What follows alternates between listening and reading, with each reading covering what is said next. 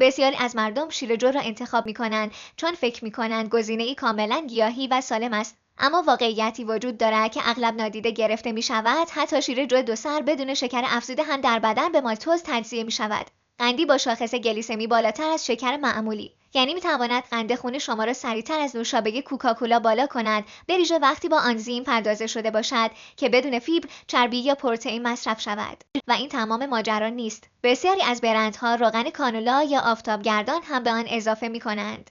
این روغن‌های ارزان قیمت وقتی زیاد مصرف شوند معمولاً با التهاب در بدن مرتبط هستند. بنابراین حالا با یک نوشیدنی بظاهر سالم هم افزایش سریع قند خون داریم، هم چربی‌های التهاب‌زا.